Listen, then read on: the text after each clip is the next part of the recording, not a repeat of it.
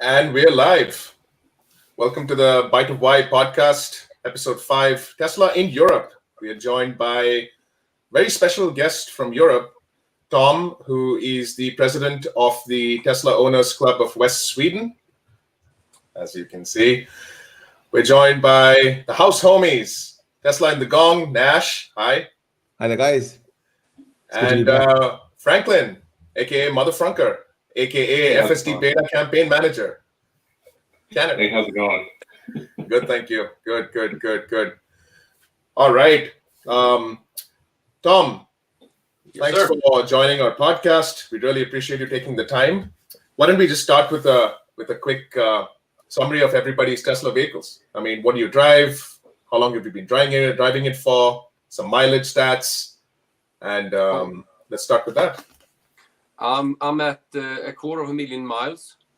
Wow. So what is that? 430,000 kilometers.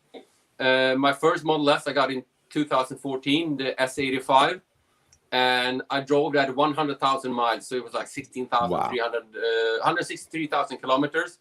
Wow. And I thought I was never going to get a better car. Then I got the Model X, which is it blew my mind. That I have still left. I just passed 100,000 miles in that one, and I still have it. My wife drives it now, and last March I got the Model 3, and that is the best car ever. Now that's the best car ever, and I just passed 50,000 miles in that one, so close to 90,000 kilometers, and I just know when Model Y comes, that's going to be the best, because you get the best from the Model X, best from Model 3. It's going to be the best ever. Awesome. Absolutely. I have to agree for all perspectives. The S, X, 3, and Y, having been associated with at least some of them for a while. All right. Franklin, what do you drive? I drive the Cybertruck that's behind me. I drive a Model 3 long range, rear-wheel drive.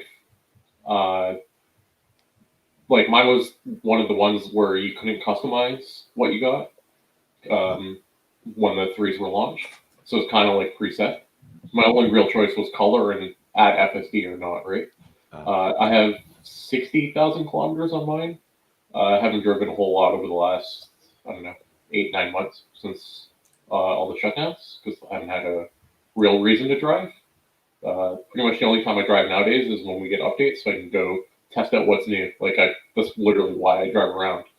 Right. So it's been good. I've stayed under my warranty a little bit longer than I thought, and happy. So Awesome.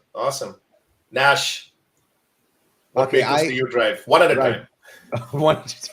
Okay, my daily driver is a Tesla Model X, but I'm going down Tom's route. So I have a Model 3 2021 in order, and that's going to come, if all goes well, early next week is what they say. Maybe later next week. Thursday. It's always on a Thursday. wait, that's when the betas come to Canada. Yeah. Mm-hmm. Yeah, on Thursday. Yeah, Thursday. Yeah. That's always on a Thursday. That's it. So we're getting that, and just last week I got my 2018 Tesla Model X updated to hardware 3.0. So I got the FSD computer finally, and now I get all the traffic visualizations and all of that. It is really exciting. So we have 2020.48.10 in Australia, which has the text improvements, but I was more excited because I can do the traffic visualizations and all that. So I was very impressed. The traffic lights are clean. You can go across the traffic line. It is really good. It really is good. I didn't expect the car to be this good. And this is a 2018 car, mind you. I was like, wow. Mind blown, to be honest. I've not done as many miles as Tom. Tom has just blown it out of the waters. I've probably done about 70,000 kilometers, I think, if I remember right. I haven't checked my odometer for a long time, but Awesome. 70,000 kilometers is what I think I've done. And what do you call your Model X and 3?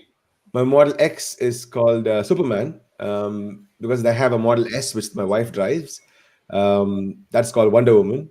Wonder Woman. Yeah. I have a Tesla Model 3, which is not what I drive. It is exclusively for renting out. There's an EV rental portal here in Australia. So my Tesla Model 3, my first Tesla Model 3 is rented out through that portal. My second Tesla Model 3 is what I'm going to drive. So my Model X is going to go into the renting portal as well. And I'm going to go down Tom's path and get a Tesla Model 3 for myself, and not the Model X. The Model X goes off to the EV community. So it's Fantastic. It's a lot of fun. Awesome. As for yours truly, I used to drive a 2019 Model 3 SR Plus, and drove that for a year. It was a beautiful red SR Plus that we traded in for a 2020 Model Y, an early win, 20,000 series, and it absolutely blew our minds when we went and sat in a Model Y performance here at the Calgary showroom. It made so much sense, and just from a space perspective, from a visualization perspective, from a family perspective, and I think I know why Tesla did not release this car first as compared to the Model 3, because you can already see it in some form or the other cannibalizing Model 3s. I mean, in markets where only the 3 exists, people are buying 3s by the droves. But as soon as the 3 versus the Y exists, I think the cost benefit, if you do the cost benefit analysis for paying a slight premium now versus the gains you get, it's awesome. And I've also been doing some winter testing with my Y compared to the 3 with respect to how efficient it is with respect to the heat pump and things like that. And I've been watching the watt hour per kilometer value over the last 4 or 5 months since I bought the vehicle. And it's starting to get cold now. And I find it really, really efficient for a vehicle of its size compared to the 3. You would think the 3 is efficient by a huge distance, but the Y is very efficient too. So yeah, I can share those. I always share those stats out on my Twitter channel. I keep posting it. So please check out the Twitter channel for that. All right. So that's our vehicles. I just got to let you know, I don't think this is legal, but my first car, my Silver Bullet, was this one, totally chromed out. Oof. Wow. I don't think it's legal in the States, but that was just insane driving around that thing. Wow. And, That's a Cybertruck Model S. Like that at least. And this is my Model X. This is my AA589. Wow. And obviously you guys know what AA, you know what that stands for? The AA? AA589. No, we You don't. guys know Please it? educate us. No. This one, my Model 3, is R2D2. R2D2. Okay. Oh. AA589 is Luke Skywalker's first Model X-Wing. You guys are pathetic. You didn't take that one. I'm gonna shut down now. I thought you guys. Okay. Just to be honest, I'm a Trekkie. I'm a Star Trek fan. No, I'm a Star Wars fan. I didn't pick it up. I got you. All right. I have BB-8 and all that, but I didn't pick that up. Oh, I'm bad. I need to go back and watch the movies again. My Tesla Model 3 was called Spock, and my Model Y is called Dynames from Gundam. From anime. Anyway, that's awesome. Yeah, mine's just called MotherFrunker. I have good sense of humor. You should have that as a handle, man. Yeah, he it's does. awesome. Actual handle should be at MotherFrunker. It was taken, so I have to go with MFrunker on Twitter, but on YouTube I am MotherFrunker. Oh, excellent. Right? But on Twitter, like, my name is MotherFrunker, so if you search MotherFrunker on Twitter, you'll find me 100%. Or search hashtag FSD Beta Canada, 100% you'll find me. You're never going to get FSD in Canada. We are supposed to be up next. No, We're supposed to be this month. No. Yeah. Sweden. I It's was online Thursday. last night, and he said Canada, no. Norway and Sweden is so close. So they're going to. How do you remove people from the? Canada's often. I hate to say it, guys, but you know what? We're going to sidestep both of you guys. It's going to be Australia straight away next time. That's what we think. For sure. Yeah. But we did sidestep Canada for one software update, so you never know. Yeah. That's just the only one. Yeah, I think it was. Which one was it? I can't remember. A couple of times. So the traffic visualization came to Australia first a week before it came to Canada. So, Oh. mm. But that's and the of whole course, thing. Because if you we go get to Christmas before you America, guys. like in America, the Autopilot is just so good. Because Yeah. November we were there like 3 times last year, and I think in November we had a Model 3 with, I guess, version 9, whatever was like in November last year. Yeah. And the Autopilot was so smooth. In the EU, they chopped it up, and it's just. We're going to talk about that. We're going to talk about that. later in the show. We want to know There about that. There's extreme visible differences in the autopilot experience when it comes to the US versus Canada versus the rest of the world, Australia. Because, Tom, to your point, I think that the autopilot experience is phenomenal in the US, never having experienced it there. But having experienced it in Canada, I come up with these edge cases and weird exit problems all the time, and none of the people in the US have those complaints. We'll talk about that later in the show. Cool. But so let's get started off with the different topics we want to talk about. So we want to break this down into 5 topics, and we want to keep the show about 45 minutes from now. So let's talk about the Tesla ownership experience starting with Sweden, and then your knowledge about the rest of the EU compared to what it is in North America. So let's start off with, say, the ordering process, to lead times, to delivery, to pick up. Do they come and drop it off at home? The things that you see here that are convenience aspects. How is it in Sweden? How is, to the best of your knowledge, how is it in the rest of Europe? Are there differences? Does Sweden get any different treatment compared to the rest of Europe? And things like that.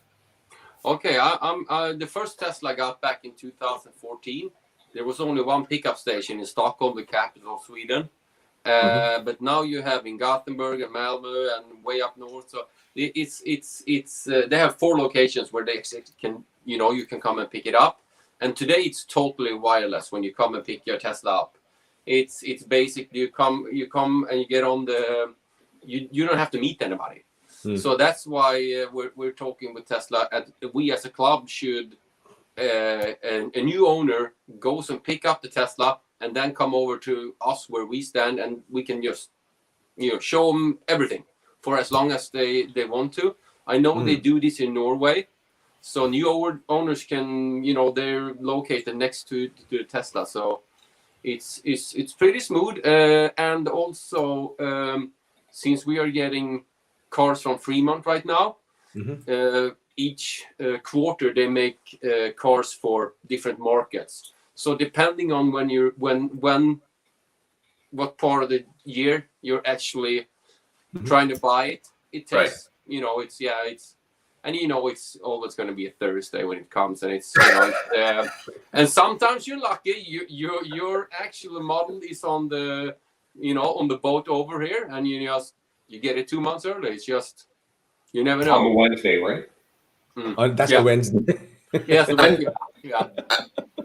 And from a logistics standpoint, I think most of the vehicles that come to Europe land in Zeebrugge in, I think it's Belgium, I think. Yeah, in Holland, yeah. They assemble them in Holland. In Holland, okay. Yeah, okay. Because they want them shipped here as parts, not as a whole car, because it's lower tax. So is that right? You don't have to pay as much customs if you ship parts rather than the whole car. So they go to the Holland factory, assemble them there, do the test runs, and send them off. And they're actually thinking about, instead of having the same battery package that was in Fremont getting installed in Holland, they say if you're buying let's say a 100 battery, you can just pick a random 100 battery in Holland, assemble them, and then go. The Model 3 is so cheap, they do not assemble them in Europe. They come ready. Pre-assembled. Okay. Yeah. Oh, very interesting. Very good to know. Okay. Yeah. It's pretty cool. We've seen the Holland factory, and it's really cool the way they do it, and they do all the tests they do in Fremont once they assemble it. So what you're saying is applicable to the Model S and X? Yes. I see. Oh, interesting. Very interesting. And yes, to your point, I mean, all the, on Twitter, there are lots of people tracking shipments coming from the US to Europe and Australia and stuff. And that's why I think all the photos they post are of Model 3s being fully assembled and ready for delivery versus exactly. S and X. Yeah. Oh, I see. So, but that's the thing. If a truck, crashes with the batteries, the cars will just stand there without batteries. Yeah. And that's why they say, we're gonna just grab a random battery and put it in there, because 100 batteries, 100 battery, or if you're having a 75, you're having a 75. So it's gonna be more smooth. Very interesting. Very interesting. Okay. Yeah, it's a really cool factory. It's way smaller than Fremont. I've been to both, but it's still pretty cool. And we've seen the tools they use in Holland. To assemble and a lot of robots, and it's a cool experience. Very cool. Very cool. Fantastic. Wow. I did not know that they had a Honda factory. Wow, that's awesome. Okay. In Holland. Yeah. No, not Honda. I mean Holland. That's what I meant. It's 5 a.m. I'm still sleeping. Okay. So what are the lead times usually? I mean, from an order to a delivery? I would say 6 to 8 weeks. Sometimes it's 10 to 12 weeks. It depends on what cycle you're in. Yeah. Yes. Regarding those, I've been able to buy. My Model X was a showroom car. Because I needed one quick, and I got it, and it was more or less the same, what I wanted, 6-seat black. I'll get it. It's perfect. Okay. That's awesome. I think that Tesla's doing that for the Model Y now. I think for the end of quarter push in North America. I think they're doing that. Okay. Also, I had a question about delivery wise. Do you have to pick up your vehicles in the center, the service center? I mean, now there are about 4 or 5, like you said, right? They're spread out: Stockholm, Gothenburg. But yes, you do. Yeah. You don't have home delivery yet. You don't have home delivery. No, okay. I just remember when my first Tesla it was a problem with the 12-volt battery, and they actually took it to Stockholm, and they called me and said, "Hey, is it okay if we come and drop it off on your yard?" Oh, wow. They come and dropped it at 8 o'clock in the evening. Just drove it all the way back and, on the flatbed and put it back there. Awesome. So, quick segue. You mentioned the 12-volt battery. I know Europe is notorious for 24-volt systems. Working in the aftermarket automotive myself, I have seen a lot of vehicles come with the 24-volt systems. And now I think Elon's even talking about going to 48 volts in the future because everything's moving towards low amp circuits. So the higher the voltage, the lesser the amps for the same amount of power.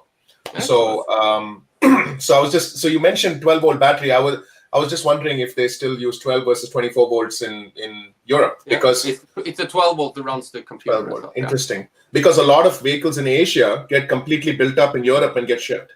Or like, for example, in heavy trucks, you have MAN, Scania, and Volvo. They completely assemble them and ship them to Asia because there's no manufacturing facilities in Asia, like Southeast Asia. So they come with the 24-volt systems. North America has 12-volt, and it's been like that way for a while. Just a tidbit. But the 12-volt system is quite a bother. It's caused an issue with it. I mean, touchwood, mine has not had any issues with my 12-volt battery, but I know a lot of people here in Wollongong, which we are a slightly smaller town, not like Sydney. But I know a couple of friends of mine who have had Model X and Model S who had problems with the 12-volt system. So it's good if they move away from the 12-volt system altogether and maybe get a 48. It's fantastic. 24 is great too. It will cause a lot of people to scramble. Trust me. The 12-volt is like a dinosaur. It's existed for so long, and it'll cause a ripple effect throughout the entire supply chain of everybody who's spec'd electrically and electromechanical systems in vehicles, all spec'd for 12-volt today. Oh man, it'll be a massive shift. It'll be as big a shift in electrical architecture as EVs are with respect to ICE vehicles. Wow, I hope it works. I hope it happens soon. Yeah. Okay. Well, I had a question, Tom. Do you have mobile service. So you have Tesla Mobile for Oh repairs yeah, and stuff yeah. like that? We do? Okay. I've used it a couple of times. They fixed my charge port, Okay. and then also I had a problem the other day with a Model X with the windshield wipers, Mhm. and they just came by and did that, and it was same here. the guy came in, and he had a mask and he had gloves, and it was outdoors, and it even cost a third of what the estimate was. Oh, wow. That's What awesome. Oh, about? wow. Yeah, it's like what? That's awesome. Yeah, Okay. I want to tip him. Wow. Okay. Um, Well, that's awesome. so is that something that's been there right from the beginning, along with No. Tesla's entrance into Sweden? No, well, actually, in the beginning, they even sent the mobile technicians from Norway into Sweden in the beginning before they were set up here. They were just, I mean, in the beginning, they would call you up and say, "Hey, I see you charge your car to 100%. That's not good. You should lower that to 90." They Oh. picked up the phone and called you. Wow. Oh, wow. Yeah, Wow. so it's really changed. Okay. Interesting. Yeah, I think Tesla. I mean, a lot of times, like with my Model Y, I've had 3 or 4 service appointments for different things, and all of them initially were assigned to the service center, and they all got updated to a mobile service tech coming out to my place. And it's amazing. My experience this coming week is the reverse. So I scheduled for mobile, and they changed it to a service center. So. Oh, okay. Interesting. That's a double standard. But the thing is, when you tell somebody about that experience, yeah, I was standing in my office and I was showing, yeah, they're coming here, they're fixing this, and the persons, they absolutely like, what? They come here? That's like sci-fi shit. And I'm like, you're right, yeah, that is. Doesn't everybody do this? It's like they were just shocked. I'm like, yeah, that is pretty cool, isn't it? Yeah, they came home to fix my Model S. So my Model has had a problem with the steering wheel controls. They came home, and everybody, my neighbors were like, "What is this?" And they said, "Oh, they were just fixing the car at home." At home. Yeah, that always brings that oomph factor, right? When people see Tesla service parked out. See, I don't get that at my house anymore because I have so many friends with Teslas that keep coming by. So my neighbors are just like, at first you're like, why are all these Teslas like one after another every week? There's a new color, a new model. So when service shows up, they just think it's another one of my friends at this point, right? Nice. Nice. We've got a lot of our mobile service has become less frequent now because they're difficult to find people. So in Australia, this mobile service is not as rampant as in the US. I'm hoping that changes very soon, but it used to be great. After a lot of Model 3s came into the market, they started trying to reduce that mobile service thingy. Wow. I want to give a quick shout out to all the representation we have in the chat from Sweden. It's buzzing out there. Thank you so much for tuning in, guys. Appreciate it. And mobile service capabilities have greatly increased. When I went for my Hardware 3 retrofit for my Model 3 last year, I had to take it in, and it took me about 4 hours to get it done. Mobile service is now doing it in 35 minutes. If you see Twitter, they're able to do it on spot at home. So there's been a lot of reports. I mean, they're still doing the Hardware 3.0 upgrade rollout in the US and starting other markets, right? So they've enabled mobile service. And Nash's point, you need to have technicians who are capable. Yeah, not just a technician. I've seen technicians who go to a job site without a multimeter, and they have to check power, ground, ignition. I mean, they don't even know. We have to walk them through stuff like that. I mean, so you have absolute extremes, and then you have super competent technicians who can even just look at a circuit and diagnose a problem straight away. So that makes sense. I mean, Tesla, you need to ensure that the mobile service tech who comes out to your house is able to solve the problem and be evaluated on that. Right. Anyway. Well, cool. the problem with MCU crashing. Yeah. One guy in our club, he drives an old Model S 2013, and he even hacked it. So he has his own FSD in that with one of those Raspberry Pi things, and then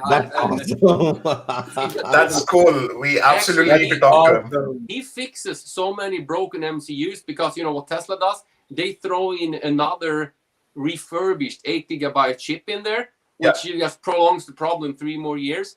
Recently, they upgraded to 64. He's been doing this for a long time. He even fixed my Model X with that. But the fun thing is, once a week, the service center calls him and say, "We got this problem, Marcus. How do we fix this?" Oh, And he wow. tells them what to do. Nice. Oh, It's like That's pretty cool. so he's a contractor, I guess, technically speaking. Well, he should get paid, shouldn't he? He should. They should give him a I Model think X so. after a couple of years. I know. Just Yeah, you should give him a Founder Series Roadster for goodwill. Yeah. At least. At least. Yeah. Awesome. Hats off to him, whoever he is. But thank you so much for helping out the people in Sweden. Yeah. Okay. So that kind of wraps up section 1 of what we wanted to talk about. Let's go to the competition. Let's discuss the competition that is coming and that has been coming for a while in all parts of the world.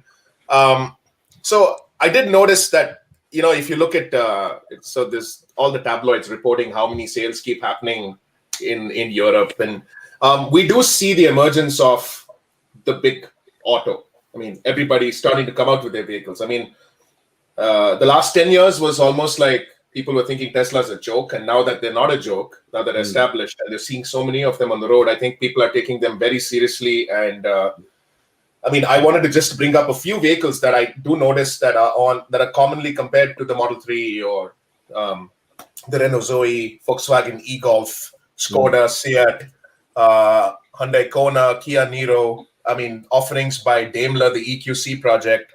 And then you also have some of the crazy, the supercars and hypercars like Rimac out of Croatia.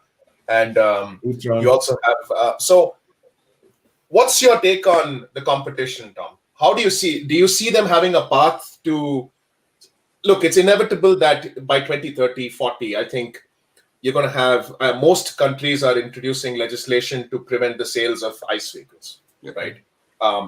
That's the first step. You're not going to take the existing backlog of ICE vehicles on the road out of the road anytime soon. It's going to take another 20 years. To Elon's point, he's like, even if we start today, it's going to take at least 20 years to replace the entire market, right? We can start off by talking about what are the popular brands in Sweden from a road vehicle standpoint. Non-Tesla, and non-Tesla. Non-Tesla Yeah. In my company, I run my own business. We had 3 Teslas, 1 Hyundai Ioniq, and 1 Renault Zoe. And the Hyundai Ioniq was just, I think that comes second to the Model 3 when it comes to accurate mileage. If it says 200 kilometers on the battery, you'll get 19.9. It's just super efficient. And then we had the Renault Zoe that it said it does like 280 kilometers on one charge, but it only has single phase charging. So it's perfect for daily commuting. But other than that, it's both the Renault and the Hyundai. We were going to sell them like 2 years after we started the leasing contract, and we had to give somebody money to take them away. We ended up we couldn't sell them and make money. And if you look at prices right now on Teslas, the Model 3, you can sell a 1-year-old Tesla and get the same money as a new one. So I think those brands are killing themselves with that. But I think the Volkswagen ID3, now since they don't have the diesel software in them, like they did in the beginning. A friend of mine, he has one. He's super happy with that one. Have they fixed the software the glitches? Yeah. I think they have. I think they did. Okay. I think was it the Kona, the Hyundai? Hyundai Kona, yeah. Yeah, I think that is pretty popular. It's really good priced. It's really, really priced about, I would say like $43,000-ish, something like that. And the Hyundai e-Niro, it's also very good, and it also has a tow hatch. And I think that's the Kia though, the Kia Niro, I think, right? Yeah, Kia. It's true. Kia Niro, okay. Yeah, exactly. Hamid from the chat also mentions we have the Nissan Leaf, we have the Polestar 2, we also have Neo and Xpeng. Yeah. I have seen some of the videos from Europe about the Xpeng G3 and the P7. Xpeng seems to be a very popular model after the Neos and all that, isn't it? But is Xpeng sold in Europe yet? No, I think it's still. I think it's those what do you say, those one-offs that they ship to different continents so that Oh, people yeah. can review them. I don't think it's sold yet outside the Chinese market, but I might be mistaken. No, that's true. But it has a lot of buzz. Popular. Polestar is co-owned by Volvo. Yes. It's really, really popular. They had some huge issues with, I think, how should I put this? Diplomatic. Yeah, they had some issues in the beginning. The car just stopped all over the roads. And the thing is, people came up to me and said, hey, look at those Polestars. I told you EVs were no good. I'm like, why would you categorically? where does it say Polestar? And it's like, yeah, but now they're really good. I've seen them. They're really good looking. I think they get good mileage. But it's the classic, where do I charge them issue? Yeah. Look, I mean, I think generally speaking, I think everybody deserves a chance. I think everybody, because look, we believe in EVs. I believe in EVs. I don't think it's Tesla versus the rest. I don't think even Tesla wants to be the one single manufacturer in the world. No. I think Elon, and then they also made their patents open source back in like 5 years ago, I think it is. So really, I don't think they're in the quest to be number one in the EV, I mean, in the manufacturer market. I think they just want to progress the mission forward. So I think we should give all the legacy auto and other manufacturers a chance to get to iron out all the bugs. It took Tesla 17 years to get where they are today. So you got to give everybody else, but everybody else has a lot more resources. So can you throw money at the problem? I don't know. Because if you have, for example, Polestars just stopping like that, we had Fisker Karmas back in 2013-14 catching fire, right? But Hendrik Fisker's back again with the Ocean and the, I think it was Alaska. I think that's what it's called. There's a new SUV, and so got to give the him Rivian. The Rivian is just crazy. Rivian is going to be. I'm so excited for that vehicle. But I'm thinking Nissan Leaf, the most sold EV in the world. You see a lot of them in Europe. I mean, I can't believe Nissan missed their chance. Yes, they squandered that one. Leaf 2 coming out. It's like, okay. Well, I think, personally speaking, I think Toyota should have built on the success of the Prius back in the day. It should have built on it, but I think they're still dilly-dallying with hydrogen and all that stuff. I don't even know where. To answer your original question or statement, you have to give the competition a chance, but I feel like the competition isn't going to be your traditional automakers that are converting over. I feel like you're going to see a lot of companies like Rivian that are up and coming, brand new, and those are the ones that are going to really take the bull by the horns, so to speak. And I feel like those are the ones we're going to see a lot more of rather than your traditional automakers converting. They're obviously going to convert, but I feel like their conversion process is going to be a lot slower. Absolutely. Because like when I bought my Model 3, for example, at the time there was pretty much every single thing you read about Tesla was like, unless they sell 5,000 of them a week, they're going to go bankrupt. So technically I bought my car where Tesla was at a loss. A lot of these big traditional automakers don't want to sell at a loss. They want to sell at a profit. And that's why they've sold so few EVs over the last X number of years. So even the ones that have them, they're not actively trying to sell them because they're losing money. Right. So the only way they can make money is by doing it at scale. And they don't want to do scale because the profit margin on their ICE vehicles are higher. Right. So there's no real incentive for them to flip in the short term. They want to do it over like a longer process. But in doing so, they're behind on the battery tech. True.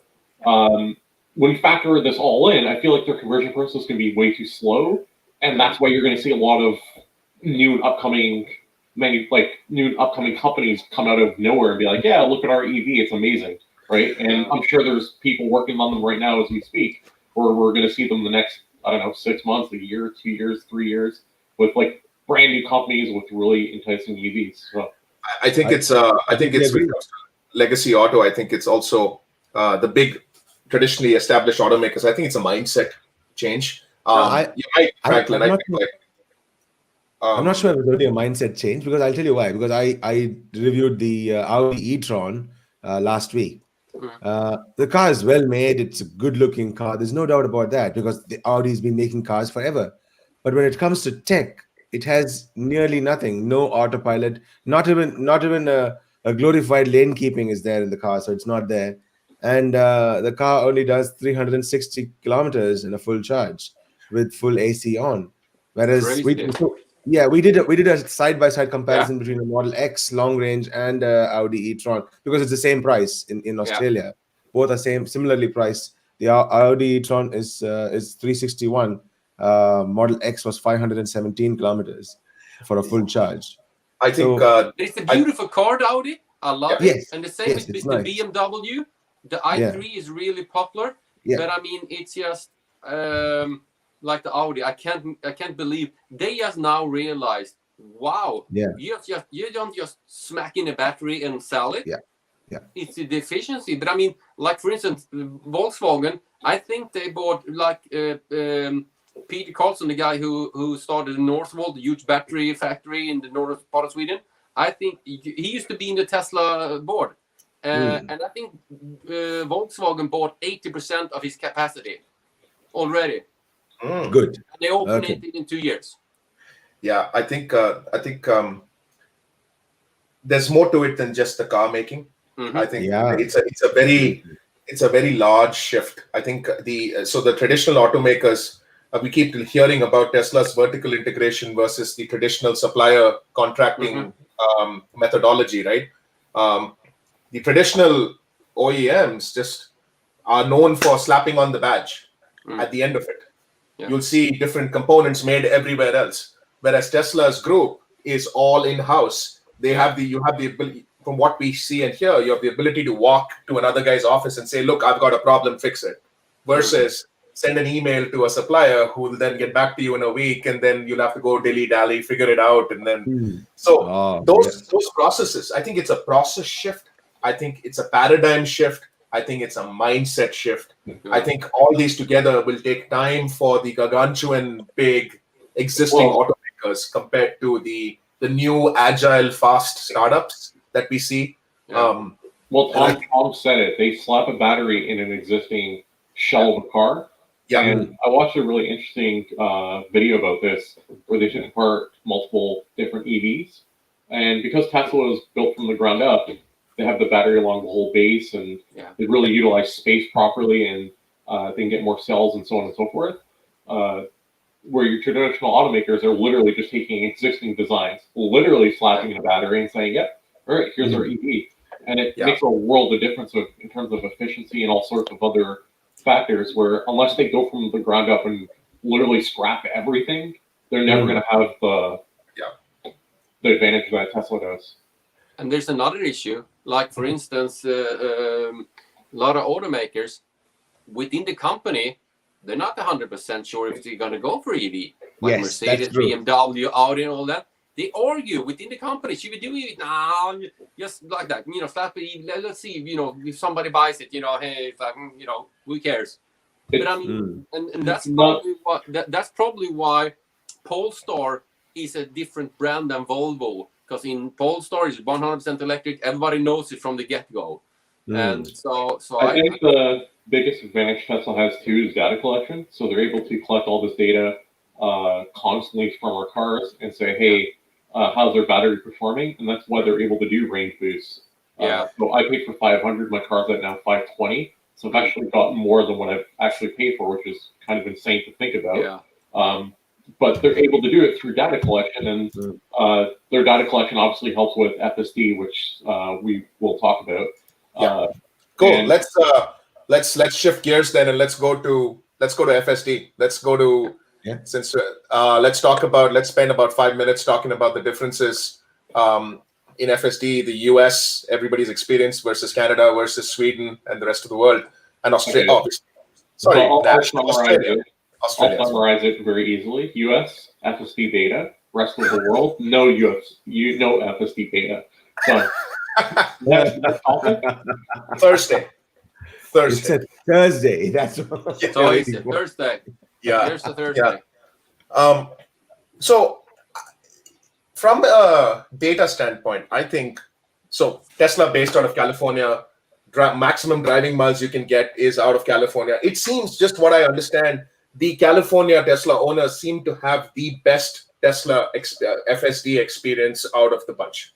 Yep. What I've seen is, I mean, obviously you would think that regulatory approval in your home market is the first approach you want to. I mean, if you're based in the US, you want to put out a feature to the US customers, then expand slowly. It's just different markets get stuck at different points in limbo for so long. I mean, you think of, but then all of us pay for the feature at the same time, right? We all buy FSD when you reserve your cars and you buy it at that point, but everybody sat waiting for so long. And I don't know. It's just, we're lucky to be in Canada here, where usually it follows suit to the US, because besides the metric imperial unit difference in our driving road, the roads are the same, the rules are the same most of the time. So we usually get deployments the next after the US. But let's talk about Europe. Let's talk about how soon after the US rollout that you get it in Europe, and why is the EU so strict on the autopilot side of things? Well, I'm going to get political here, but it's like when last year when we were in LA driving with the autopilot, it was super smooth. You came up and you changed lanes and you would pass, and it was so smooth. And in Sweden, in the European Union, it chopped off. And it basically comes down to the other automakers have great lobbyists. They just make Malta or some small country like this put in their veto, and that goes for the entire EU. It's just nuts. It's just nuts. So I mean, if like Malta, they have like 12 people living in Malta, 12,000, whatever. I mean, it's like, yeah, we're gonna put a veto on that thing. It's like, why? You can even drive to Malta from here. What's the problem? Yeah, you can, but that's the thing. So we get so many different. And the thing, I was actually thinking about that. If you were to go from Norway to Sweden, where you would probably, like, for instance, Canada and Norway is going to be the next FSD. What happens when you cross the border into Sweden? Will your FSD stop working or no? So I'll give you a quick story about that. My buddy Wade, he did a trip across all of North America. And when he stopped off in Canada, I got to talk to him. And at the time, Canada's dumb summon, or regular summon, I call it dumb summon, we had to basically be next to the car to be able to summon it forwards or backwards. I'm not talking smart summon, I'm talking just regular summon. Like, basically hugging the car for it to work. Whereas in the US, they could be like 20 feet away. Yeah. So I remember to this day, Wade was on my driveway, and we're talking about it. He's like, no way. So we're standing at the same exact point, his car summoning forwards and backwards, and then there's mine. Like, I have to walk up to hug my car to get it to go forwards and backwards. Wow. Just because his is a US car versus my Canadian car. Side by side, same exact location in Canada. Mine doesn't work, his does. So it's not geofenced. It's not geofenced? It depends on the feature. Oh. So summon was not geofenced. The original navigation on autopilot was geofenced. So if I took my car in Canada to the US at the time, I got navigation on autopilot to work. The minute I came back, it stopped working. So it depends on the feature. It depends on what they have. And I think navigation on autopilot specifically was because of map data. The map data in Canada wasn't up to date at the time. So it's really feature dependent in terms of whether things are geofenced or not. So the FSD beta probably would be geofenced if I had to imagine, because they are using a lot of map data, despite what people are saying. Like, it's a lot of visuals, but it's a lot of map data as well, right? And unless that map data is up to date, they won't be able to, like, it's probably not going to work, is my guess. Interesting. But it's also like all the miles. Like, for instance, my 2014 Model S was AP1, worked really, really smooth. And then, Intel bought Mobileye, and, they stopped working with Tesla, and Tesla basically had to start over. Did have 1.5 billion miles in Mobileye, and they had to start from zero. I mean, it's amazing how far they came. I don't know, is this 2 years ago, 3 years ago? I think 2015. I think it was 2016 or 15 that Mobileye and Tesla split. And I think that's the reason they've actually reintroduced their posted speed limit signs. Oh, yeah, true. Because I think it had to do with the Mobileye patent on it. And something about when it would expire. But Tesla's implementation of speed limit signs is not 100% perfect. I mean, I've seen it miss really big, obvious ones. Yeah. So I It's think there's been- still refinements to obviously work through it. Yeah. But I'm just thinking, the other day I was on the highway, and for some reason my car speed limit sign showed me 30. And I'm like, oh wow, if FSD got 30 right now, the highway speed limit's 100, and everybody's doing 105, 110.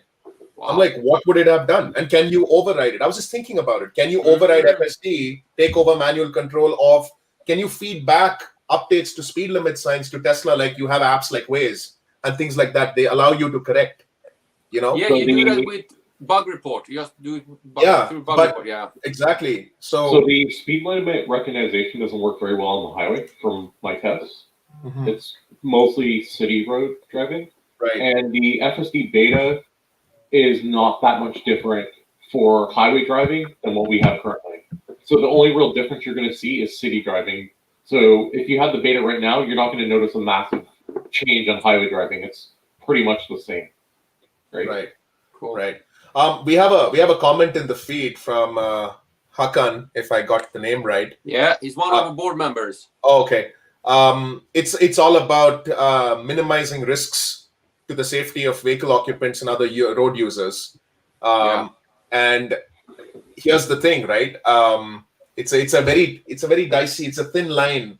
So you have very polar opinions about this subject, right? So you have one set of guys who say all the beta testers should be taken off the road right now because they're compromising safety of the rest of the people driving, because rest of the people are not driving self-driving Teslas.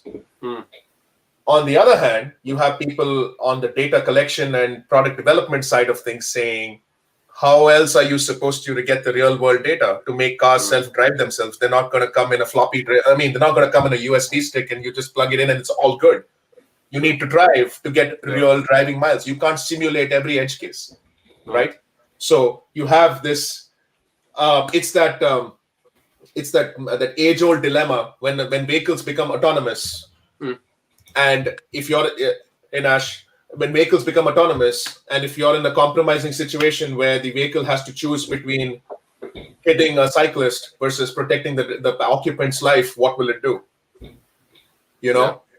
There is no right answer to that problem because human life ultimately is the most important. So it's going to be one of those, what do regulators say is the right solution to that kind of a problem? It's a gray area. There's going to be lots of gray areas ethically in this.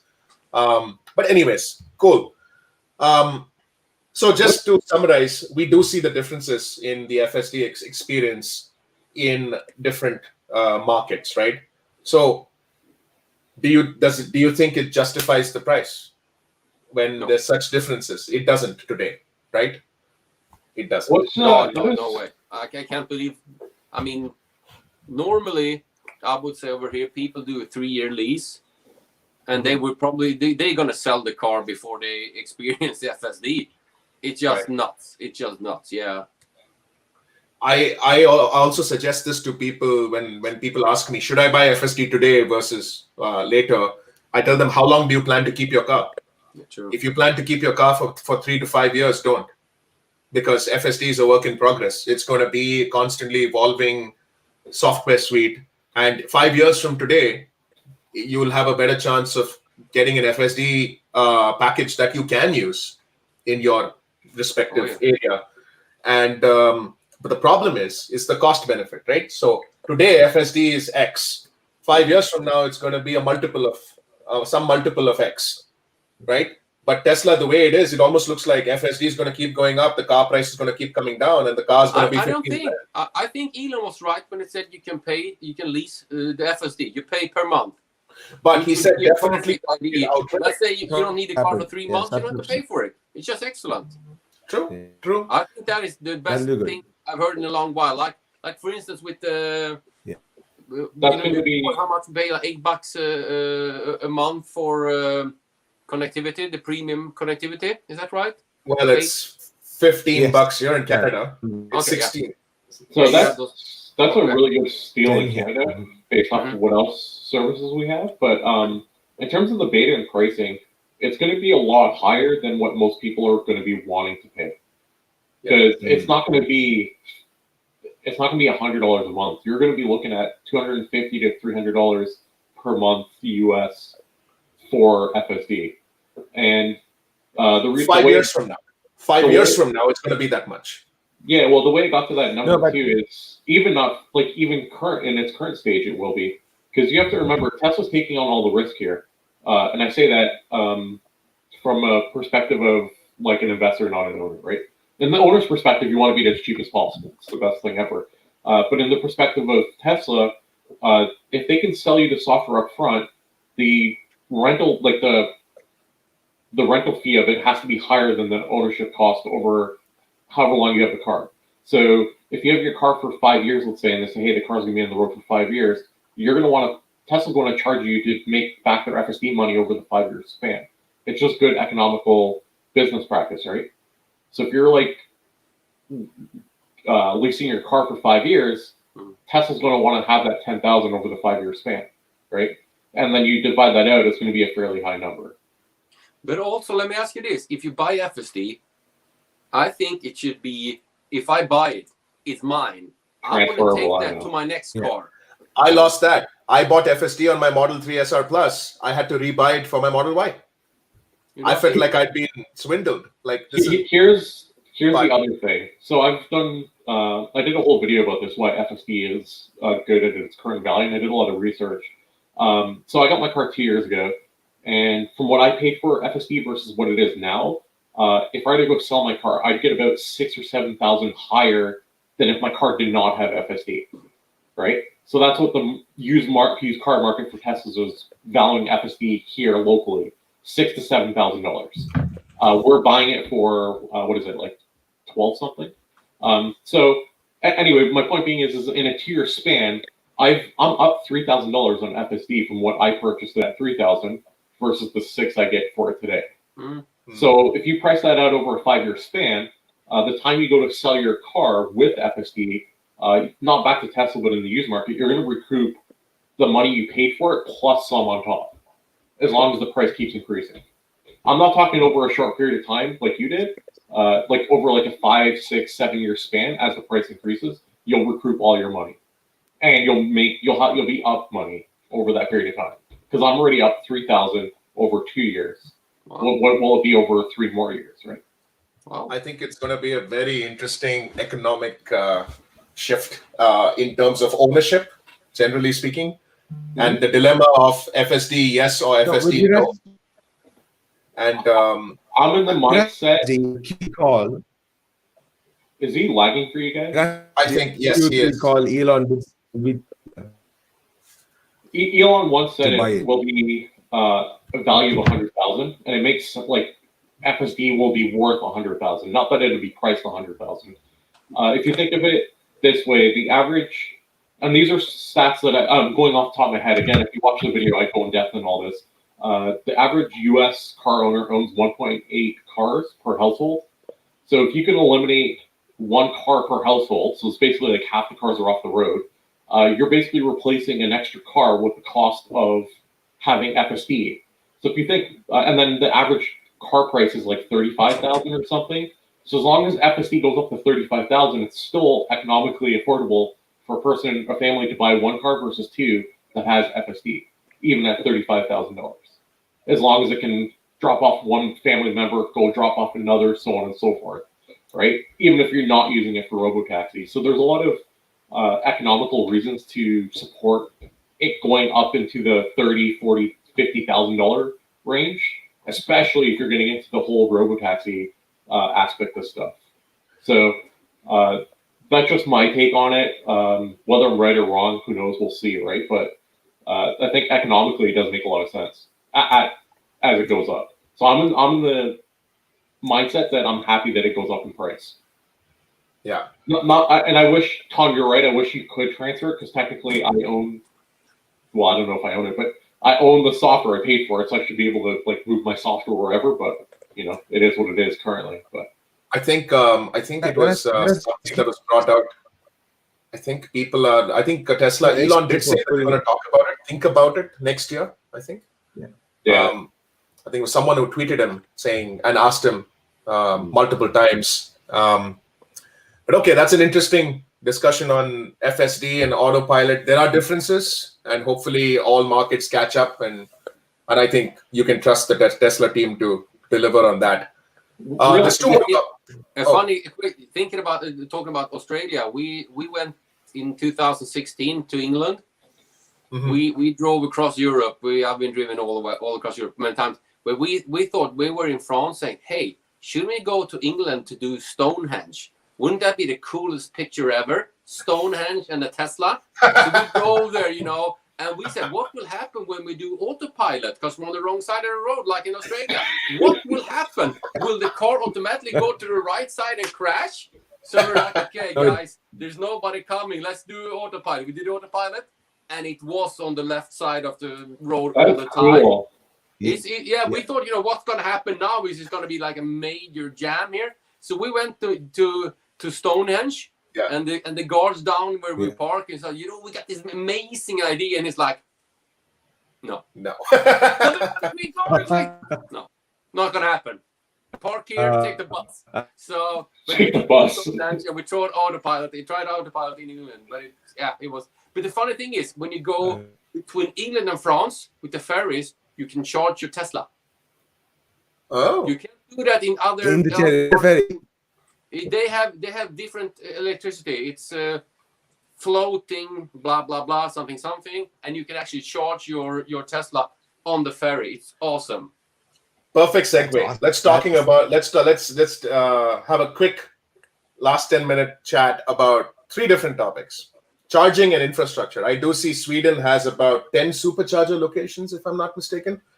I just went to the map and I just counted how many. I put Tesla Supercharger Sweden. Yeah. What are your thoughts? Is that enough? And how has the expansion in Europe been? Because just from a Canada perspective, last year we have one highway going across the entire country, Trans-Canada Highway, TC1. Mm-hmm. And it got completely electrified in all provinces by December 13th, I think it was last year. I think that 27 superchargers came online at the same time, and you could go from one end of the country to the absolute other end of the country using superchargers. And I think shout out to Mad Hungarian, Ian Pavelko, and Trevor from Tesla Owners Online. They did that entire Trans-Canada drive. They started in Vancouver and did the whole thing. I think it took 69 hours or 68 hours, and they were non-stop, right? They wanted to do, and they did it in I think February or something, when it was minus 20 outside, minus 30 outside, just to dispel all the thoughts people had that, EVs don't work in cold and all that stuff, right? You must have it in Sweden. Same thing, right? Yeah, we have two members in our board. They live close to the Arctic Circle, and they have X90, and they have those snow scooters. And they have 2 of those, and they pull a trailer all across. I mean, I don't even know how they do it. They are magicians doing the math for how long they do it. But those guys are heroes. And when I bought my first Tesla in 2014, it was 2 superchargers in Sweden, 2 or 3. And we did the first 2016. We drove to France and Holland. We did the factory in Holland, and England, everything like that. We actually went from charger to charger the whole way, bam, bam, bam, bam. And last year we did Europe again. And when we go there, I had the same guy John with me. I said, "Which route would you like to take home?" He says, "Don't we have to take in consideration chargers?" No, you can go anywhere you want. You pass 2 or 3 superchargers driving down in Europe now. It's just, and I mean, even though considering Ionity, which is, co-owned by Shell and Mercedes and BMW and those guys, it's all over. And you have so many charging. It's just amazing. But the pricing is just so weird. You don't. I think it's about education to the general public that the charging does exist. And home charging is so much cheaper than the gas station. I was actually tracking my charging using an app on my phone, and I sent a friend of mine a stat: 700 and X kilometers I charged at home, and it cost me $5. I'm like, please tell me what distance you can drive with $5. And he's like, I can probably drive about 60 kilometers. And I'm like, please compare that to 720. and tell me what the math works out to and how this is not better than owning a gas vehicle. And he had no answer for me, obviously. He just chuckled in delight. He's like, his next vehicle's going to be a Tesla. He just wants to wait till it's more affordable. Yeah, okay, that's good. And I do see, I mean, I think I still don't know if the UK is part of Europe or not. They don't know. They don't know either.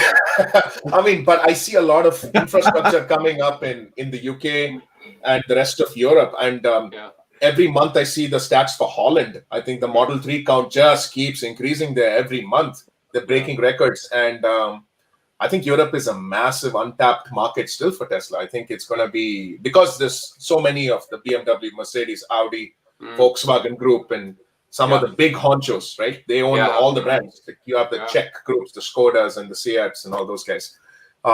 It's going to be exciting to see. I hope there are more Teslas on the road in Europe as well. Awesome.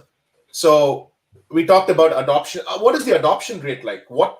I know Norway has a crazy number of Teslas per capita. How is it in Sweden? And we're not even close. No. We're not even close. They are just outstanding. But take in consideration, you get about a $6,000 incentive in Sweden, which, let's say, if you buy a Model 3, it's close to 10% back. It's just crazy good. If you buy a BMW i3 or something like that, you're looking at between 12 to 15% incentive when you buy it. So it's super good. It's just crazy good. It's like, and since 90% of everybody in Sweden can charge at home, it's just you can't. Is that a flat incentive across all? Do all Tesla vehicles qualify? So why I'm asking is because here, in Canada, we have a price point below which the vehicle cost needs to be in order to qualify for a federal rebate of, I think it's $5,000, Franklin, if I'm not mistaken. So I think only the Model 3 standard range plus qualifies. So Tesla had to price it base model at $44,900 or something, and add the drivetrain above that. And so the end cost ends up becoming $60K or something approximately. Yeah, but the good part about it's actually funny what Tesla did, at least in Canada, because of the way our laws work. The base model trim has to be offered under 50,000, I think it is. 45K. 45K, sorry. So Tesla literally priced it like $500 less than whatever the value is. No, it's 44,999. It was 44,900 or something. Not even 500. It was $100 below the actual qualifying price. It was just under the qualifying price, where it's not worth it to buy the standard range like that, especially if you can buy the standard range plus. But because they offer that trim, you can get the $5,000 rebate on the standard range plus. So it's like Tesla trolled the government so hard here just by like that price adjustment. It's incredible. So that's good though. That's good. They have a poor history, at least in Ontario. Our current premier, when he came into power, he took away our rebates for the quote unquote rich Tesla owners. And Tesla actually ended up suing our government, our local government, and they won the lawsuit for like $142 million or something. Because the Ontario government within Canada totally was out to get just Tesla, and they left all the other automakers alone when they took out the rebates. So it actually cost our government more money by taking out the rebates than it would have if they just kept them in and promoted EVs. It's interesting. Like in Canada, we've got, I think, every province has its own provincial level rebate, and there's a federal level rebate of 5,000 Canadian dollars that we were talking about. But the province I'm in is one of the richest oil producers for the country, and we have zero rebates on anything. I mean, on Tesla vehicles, provincial level. But to the west of us, we have British Columbia, where they have one of the highest rebates in the country. Then you have Ontario with one of the highest on the east of us. That's one of the highest rebates in the country. So it's very different being a Tesla owner. You wish you were in Ontario, but drive back to Alberta where I stay, and but it doesn't work that way. So that's good. I mean, incentives, I think, are key to help people, and also education. Generally speaking, people don't know, even today, people still don't know a lot about charging. and how things work. How big is your owners club? Like, how big is your owners club?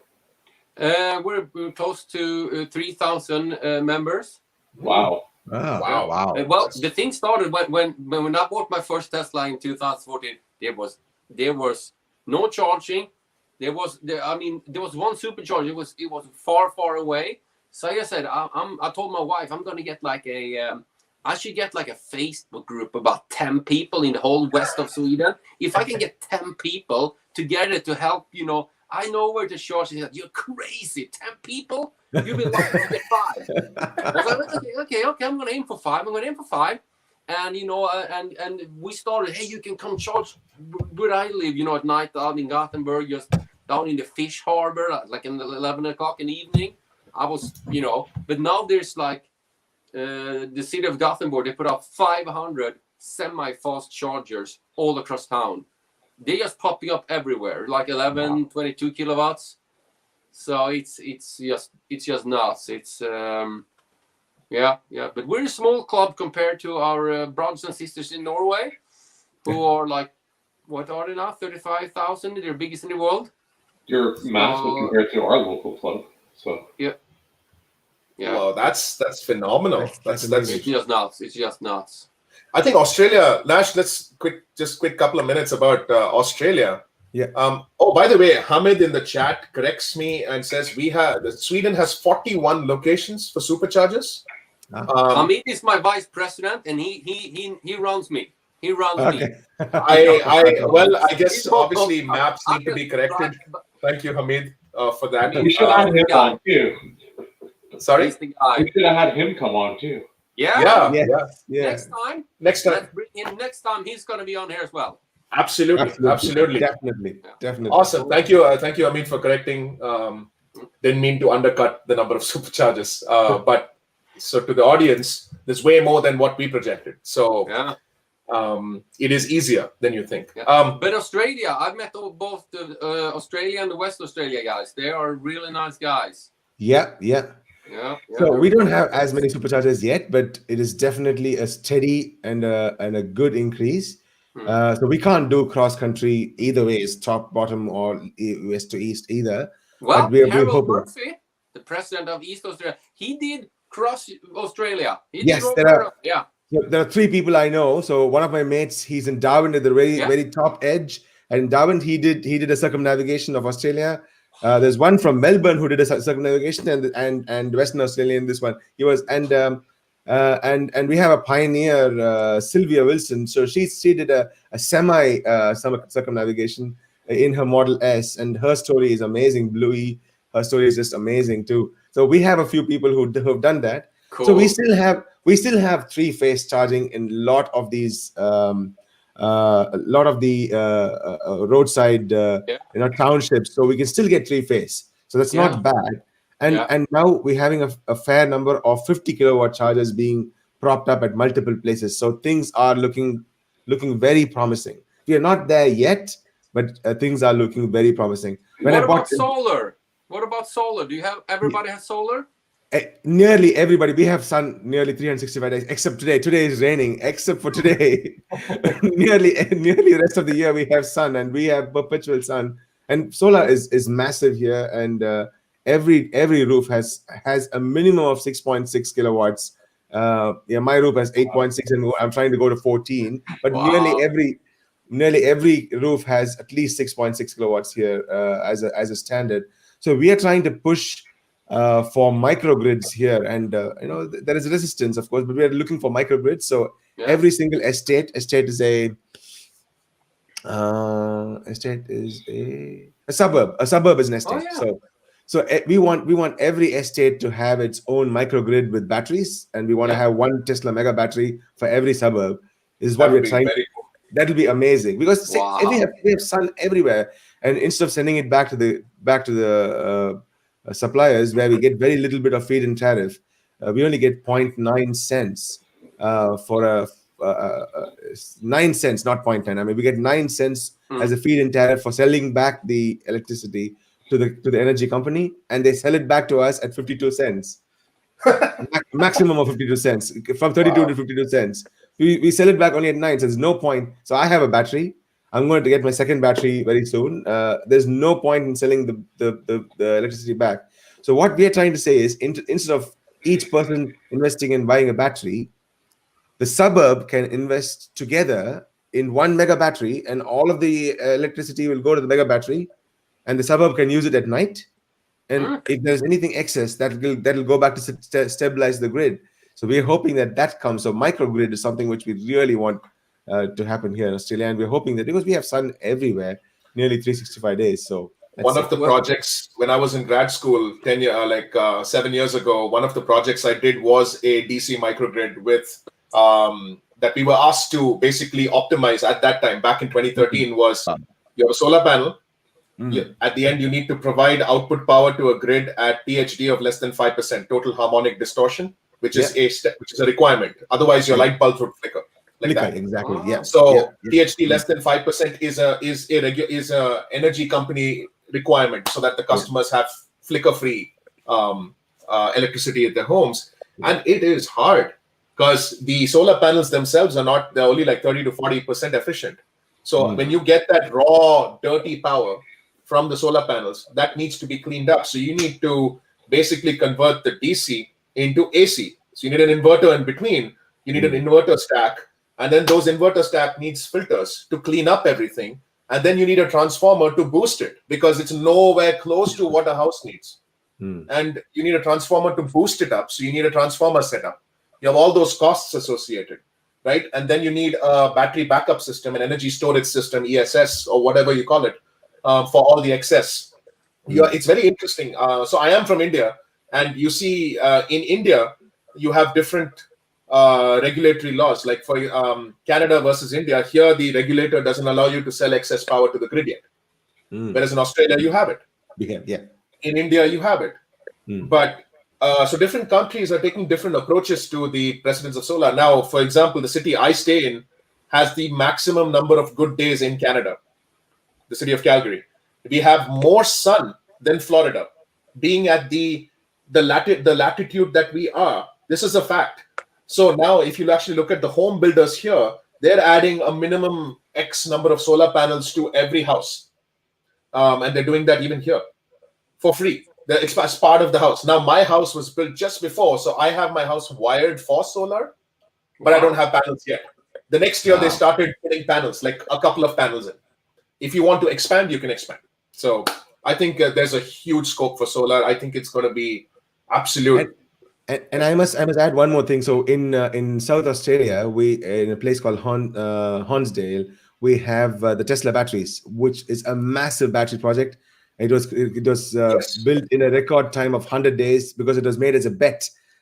People asked one of our mates here. His name is Mike Canbrook. So he tweeted at Elon and said, "Can you build it in 100 days?" And he built it in 100 days.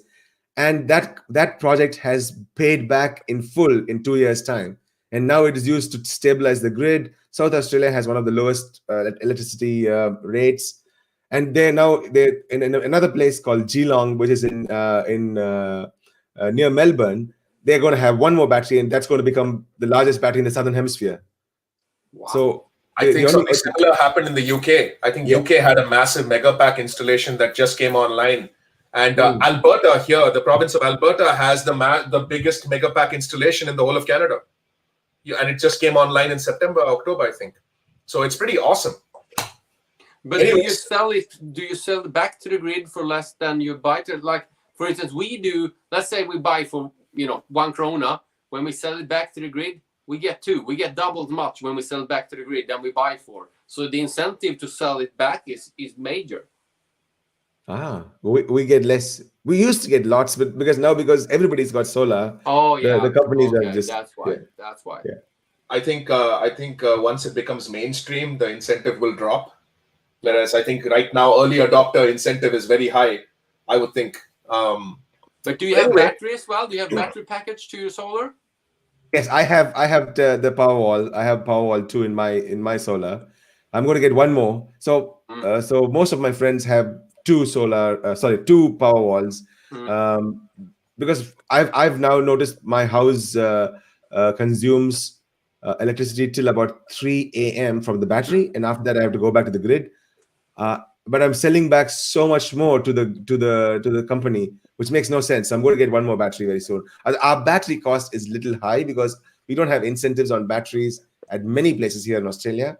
Only a few places give incentives with batteries. So we're hoping that the solar has got massive incentives from the Australian government because we have.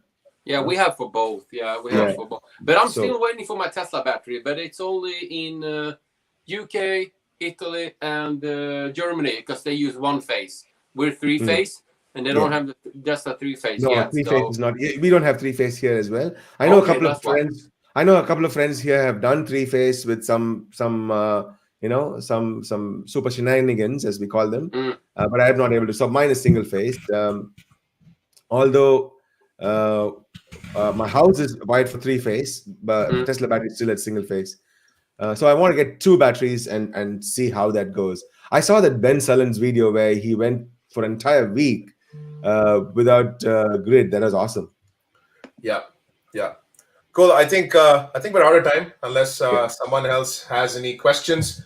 I think we've managed to answer most of the questions that came on the chat, and I think this is a fantastic discussion. Just different things. I think we all learned something new today about each other's geographies and where we stay and how things are done. So I really want to thank everyone for taking the time to join us today. Tom, it was a pleasure. Thank you so much. Nash, as always. MotherFrunker, as always. And everyone in the chat from Sweden, from other parts of the world, thank you for joining in. Signing off. And here we go.